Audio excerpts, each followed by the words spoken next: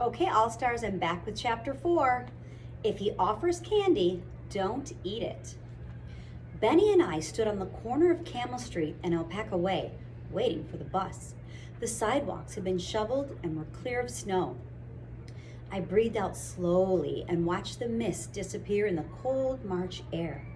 Benny and I stood away from the other kids so we could talk in relative privacy. "So how are we going to get Juanita?" my brother asked. I looked at him in surprise. "What are you talking about?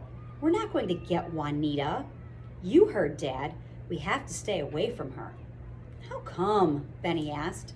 "We're superheroes, fighting supervillains. It's what we do." Have you forgotten we got worthless powers?" I asked Benny. He didn't look too happy at being reminded.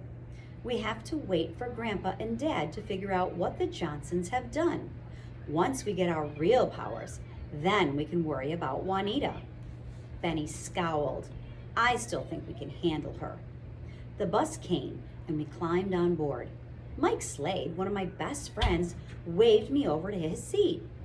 We hadn't sat together on the bus for at least a year. I didn't know why he'd chosen today to have me sit by him, but I walked over feeling pleased. I missed talking to him. "Hey, Rafter," Mike said. "Sorry, I wasn't waving at you. I was waving at Skylar behind you." My face turned red. "Yeah," I said. "I knew that. I just wanted to say hi." "Oh," Mike said. "Hey."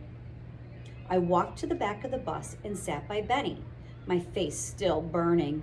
Mike and I used to hang out all the time, but then things changed when I learned about my family's secret. Mike's dad is a police officer, and the police don't really like superheroes. We fight crime for free, and in fact, with the exception of the Johnsons, there aren't a lot of criminals left in our city.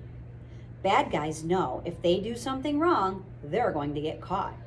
A lot of people have even said we don't need the police anymore. So while I was looking forward to becoming a superhero like my dad, Mike saw his dad always worrying about his job. Mike never suspected I was a superhero, but it was hard to hear him saying nasty things about superheroes, about my family. Being a superhero can be lonely. Luckily, I have Benny. "Did you know?" I realized that my brother was talking to me. "That lumberjacks can grow facial hair at 3 times the normal speed of a regular man?" I wasn't sure what to say. "I don't think that's right. Where did you hear that?" "I read it in a book." Benny tapped my arm. "Hey, this is Juanita's spot." 2 boys and a girl climbed on the bus, but Juanita was nowhere in sight. Benny leaned over and whispered in my ear, "Maybe she got flying and she doesn't need to take the bus." I didn't like that. I didn't like it one bit. We rode the rest of the way in silence. The bus stopped at our school and we climbed off. Benny and I got off last. Benny bent over to tie his shoelace and the bus pulled away. Something across the street caught my attention. "Hey," I said, pointing. "Look at that guy over there." A man stood across the street behind a tree. He looked silly because the trunk wasn't more than a few inches thick. In fact, the whole tree probably was only 8 feet tall. Benny and I could see him clearly. He wore a trench coat over a pair of striped pajamas, and his nose was red from the cold. He had a large stocking cap and a fake beard. I could even see the elastic strap that kept the hairy mask pressed against his face. "Stranger danger," Benny hissed. "If he offers candy, don't take it." I didn't expect the man to offer us candy. A single word went through my head: Johnsons. The man stepped away from the tree and walked toward us. He held something out in front of him, pointing it directly at Benny and me. I pulled Benny behind me and then got a better look at the object in the man's hand. I let out a breath. "Oh, it's a phone," I said, moving backward, pushing Benny toward the school. "Is he a Johnson?" Benny asked. "Not one I recognize," I said. Maybe he's from out of town. The man punched a button on his phone.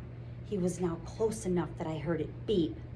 The man peered at the phone, then threw back his head with laughter. Ha ha ha ha! It only took a second for me to understand. Somehow, that phone told him what our powers were. My face grew hot. Come on, I said, grabbing Benny by the arm. Let's get to school. What just happened? Benny asked.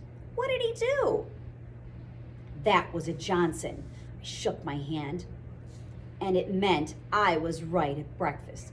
He had some sensor on his phone, one that told him what powers we had. That's why he was laughing. The villains messed up our powers, and then they sent somebody down here to make sure it worked. The man still howled with laughter behind us. I resisted the urge to turn around and chase him down. What would I do if I caught him? He wasn't wearing any polyester, and I didn't have any matches. An electronic buzz cut through the air. First period. Remember what Dad said, I told Benny. Keep to public places. Hang out in the library during recess and stay in class. Just because Juanita wasn't on the bus doesn't mean she's not here in school. Benny gave me a thumbs up. Piece of cake, he said, and turned and left for class. I left for history. When history was finished, I braced myself. I walked into algebra, ready for anything. My stomach felt all twisted inside. But Juanita wasn't in her seat when I got there, and she wasn't there when I left. In fact, I didn't see her all day. The twisted feeling in my stomach grew worse. And that is the end of chapter 4.